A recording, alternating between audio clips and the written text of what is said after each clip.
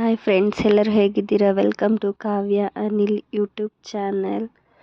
ಇವತ್ತು daily blog ಥರ ಮಾಡ್ತಾಯಿದ್ದೀನಿ. ಮಾರ್ನಿಂಗ್ ರಂಗೋಲೆ.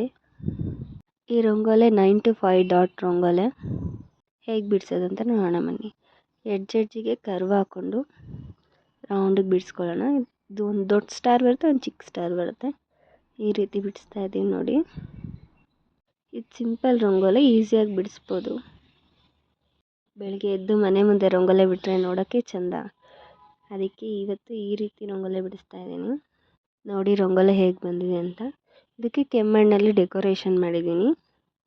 ಒಂದು ಚಿಕ್ಕ ಸ್ಟಾರ್ ಥರ ಬಂದಿದೆ, ಇನ್ನೊಂದು ದೊಡ್ಡ ಸ್ಟಾರ್ ಥರ ಬಂದಿದೆ. ಈಗ ಇದಕ್ಕೆ ಕಾಂಬಿನೇಷನ್ ಆಗಿ ಬಾರ್ಡ್ರು ಕೂಡ ಬರೆದಿದ್ದೀನಿ. ಬಾರ್ಡ್ರು ನಂಗೆ ತುಂಬಾ ಇಷ್ಟ ಆಯಿತು. ಹೇಗಿದೆ ಅಂತ ಕಮೆಂಟ್ ಮಾಡಿ. ನೀವು ಕೂಡ ಟ್ರೈ ಮಾಡಿ. ಇವತ್ತಿನ ರೆಸಿಪಿ ಚಪಾತಿ ಮತ್ತು ಟೊಮೊಟೊ ಗೊಜ್ಜು ಈಸಿಯಾಗಿ ಮಾಡೋಣ ಅಂತ ಇವತ್ತಿನ ಈ ರೆಸಿಪಿನ ಸೆಲೆಕ್ಟ್ ಮಾಡಿದೆ. ಇವತ್ತು ಮಾಡೋಣ ಅಂತ ಫಸ್ಟು ಬಾಣಲಿಗೆ ಎಣ್ಣೆ ಹಾಕ್ಕೊಂಡು ಇದಕ್ಕೆ ಈರುಳ್ಳಿ, ಟೊಮೆಟೊ, ಕೊತ್ತಂಬರಿ, ಮೆಣಸಿನ್ಕಾಯಿ, ಕರ್ಬೇವಿನ ಸೊಪ್ಪು ಇಷ್ಟೇ ಬೇಕಾಗಿರೋ ಅಂಥ ಐಟಮ್ಸು. ನಾನಿಲ್ಲಿ ಎಣ್ಣೆ ಕಾದ್ಮೇಲೆ ಸಾಸಿವೆ ಹಾಕ್ಕೊಂಡು ಕರ್ಬೇವಿನ ಸೊಪ್ಪು ಹಾಕ್ಕೊಂಡಿದ್ದೀನಿ. ಈಗ ಉದ್ದಕ್ಕೆ ಹೆಚ್ಚಿಕೊಂಡಿರೋಂಥ ಈರುಳ್ಳಿನೆಲ್ಲ ಹಾಕ್ಕೊತಾ ಇದ್ದೀನಿ. ಈರುಳ್ಳಿ ಎಲ್ಲ ಡ್ರೈ ಆಗೋವರೆಗೂ ವೆಯ್ಟ್ ಮಾಡೋಣ. ಆಮೇಲೆ ಟೊಮೆಟೊ ಹಾಕ್ಕೊಳ್ಳೋಣ. ನಾನು ಇಲ್ಲಿ ಮೆಣಸಿನ್ಕಾಯಿ ಯೂಸ್ ಮಾಡಿಲ್ಲ, ಖಾರ ಪುಡಿ ಯೂಸ್ ಮಾಡಿದ್ದೀನಿ. ನೆಕ್ಸ್ಟ್ ಟೊಮೆಟೊನೆಲ್ಲ ಸಣ್ಣಕ್ಕೆ ಹೆಚ್ಚಿಟ್ಕೊಂಡಿರೋಣ. ಈ ಪ್ರೋಸೆಸ್ ಆಗೋಷ್ಟರಲ್ಲಿ ಚಪಾತಿ ಹಿಟ್ಟನ್ನು ಕಲಸಿಟ್ಕೊಂಡಿರೋಣ.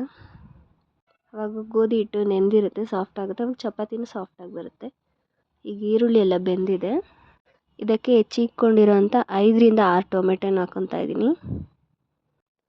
ತುಂಬ ಸಣ್ಣದಾಗಿ ಹೆಚ್ಚಿಕೊಂಡ್ರೆ ಚೆನ್ನಾಗಿರುತ್ತೆ ಗೊಜ್ಜು. ಟೊಮೆಟೊ ಎಲ್ಲ ಬೆಂದು ಗ್ರೇವಿ ಟೈಪ್ ಆಗಿರುತ್ತೆ. ಈಗ ಟೊಮೆಟೊ ಎಲ್ಲ ಬೆಂದಿದೆ ನೋಡಿ. ಈಗ 1 ಸ್ಪೂನ್ ಖಾರ ಪುಡಿ ಹಾಕ್ಕೊತಾ ಇದ್ದೀನಿ. ನಿಮ್ಗೆ ಖಾರ ಎಷ್ಟು ಬೇಕು ಅಷ್ಟು ಹಾಕ್ಕೊಬೋದು. ಖಾರ ಎಲ್ಲ ಚೆನ್ನಾಗಿ ಬೆಂದಮೇಲೆ ಈ ರೀತಿ ಆಗಿರುತ್ತೆ. ಇದಕ್ಕೆ ಸ್ವಲ್ಪ ಸಾಲ್ಟ್ ಹಾಕ್ಕೊಳ್ಳೋಣ. ರುಚಿಗೆ ತಕ್ಕಷ್ಟು ಸಾಲ್ಟ್ ಹಾಕ್ಕೊಳ್ಳೋಣ. ಇಷ್ಟೇ ಗಟ್ಟಿ ಗ್ರೇವಿ ಬೇಕು ಅಂದರೆ ನೀಟಾಗಿ ಮಿಕ್ಸ್ ಮಾಡ್ಕೊಂಡು ಸಾಕಾಗುತ್ತೆ.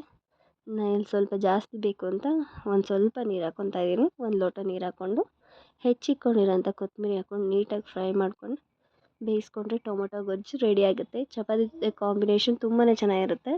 ಮಾರ್ನಿಂಗ್ ಟಿಫನ್ ಎಲ್ಲ ಮುಗಿಸಿ ಇನ್ನು ಡೈಲಿ ರೂಟೀನ್ ಇರುತ್ತಲ್ಲ, ಮನೆ ಕ್ಲೀನಿಂಗು, ಅದೇ ರೀತಿ ಮನೆ ಕೆಲಸ ಎಲ್ಲ ಮುಗಿಸಿ ಬಟ್ಟೆ ಎಲ್ಲ ವಾಶ್ ಮಾಡಿ ಒಣಗಾಕ್ತಾ ಇದ್ದೀವಿ. ಈಗ ನನ್ನ ಮಗನೂ ಒಣಗಾಕಬೇಕು ಅಂತ ಬಂದಿದ್ದಾನೆ. ಅವನನ್ನು ಅದಕ್ಕೆ ಅವನ್ನ ಎತ್ತಿ ಮೇಲೆ ಕೂರಿಸಿದ್ದೀನಿ. ಎಲ್ಲ ಬಟ್ಟೆ ಒಣಗಾಕಿದ್ಮೇಲೆ ಕ್ಲಿಪ್ ಹಾಕ್ಬಿಟ್ಟು ಆಚೆ ಹಂಗೆ ಒಂದು ವ್ಯೂ ನೋಡ್ತಾ ಇದ್ದೋ. ಫೈನಲಿ ಅವನು ಒಂದು ಡ್ರೆಸ್ನ ಒಣಗಾಕ್ತಾ ಇದ್ದಾನೆ. ಈಗ ಅವನ ಪ್ಯಾಂಟೇ ಇದು. ನಮ್ಮ ಮನೆ ಹತ್ರ 2 ತೆಂಗಿನ ಮರ ಇದೆ, ತೋರಿಸ್ತೀನಿ ಬನ್ನಿ ಹೇಗಿದೆ ಅಂತ.